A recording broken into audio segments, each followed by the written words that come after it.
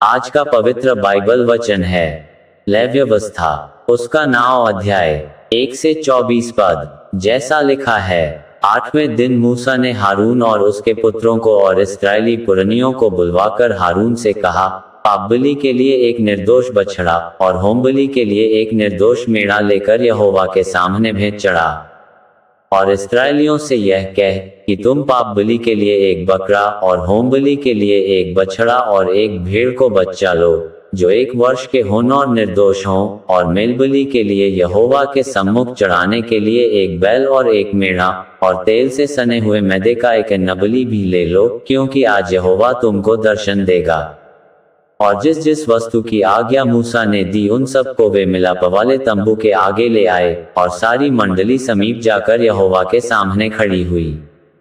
तब मूसा ने कहा, ये वह काम है जिसके करने के लिए यहोवा ने आज्ञा दी है कि तुम उसे करो, और यहोवा की महिमा का तेज तुमको दिखाई पड़ेगा।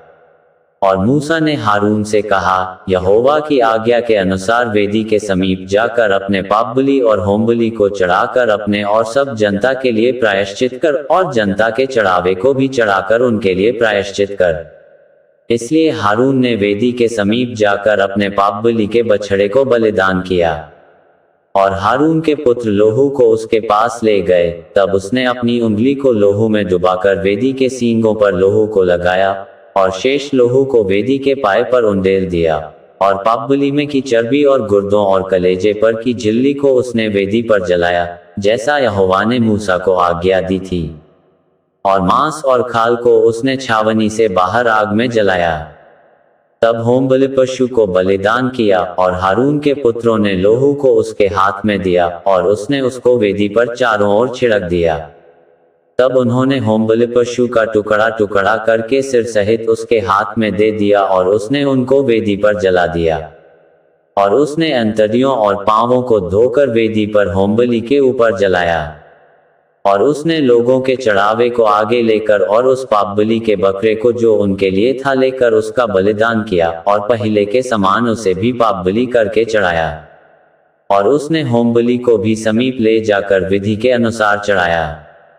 और अन्नबलि को भी समीप ले जाकर उसमें से मुट्ठी भर वेदी पर जलाया। ये भोर के होमबलि के अलावा चढ़ाया गया। और बैल और मेढ़ा, अर्थात जो मेल बलि पशु जनता के लिए थे, वे भी बलि किए गए। और हारून के पुत्रों ने लोहू को उसके हाथ में दिया, और उसने उसको वेदी पर चारों ओर छिड़क दिया। और उन्होंने बैल की चर्बी को, और मेढ़े में से मोटी पूंछ को, और जिस चर्बी से हड्डियां ढपी रहती हैं उसको, और गुर्दों सहित कलेजे पर की झिल्ली को भी उसके हाथ में दिया। और उन्होंने चर्बी को छातियों पर रखा, और उसने वह चर्बी वेदी पर जलाई, परंतु छातियों और दाहिनी जांघ को हारून ने मूसा की आज्ञा के अनुसार हिलाने की भेंट के लिए यहोवा के सामने हिलाया। तब हारून ने लोगों की ओर हाथ बढ़ाकर उन्हें आशीर्वाद दिया, और पापबलि, होमबलि और मेलबलियों को चढ़ाकर वह नीचे उतर आया। तब मूसा और हारून मिलाप वाले तंबू में गए, और निकलकर लोगों को आशीर्वाद दिया। तब यहोवा का तेज सारी जनता को दिखाई दिया।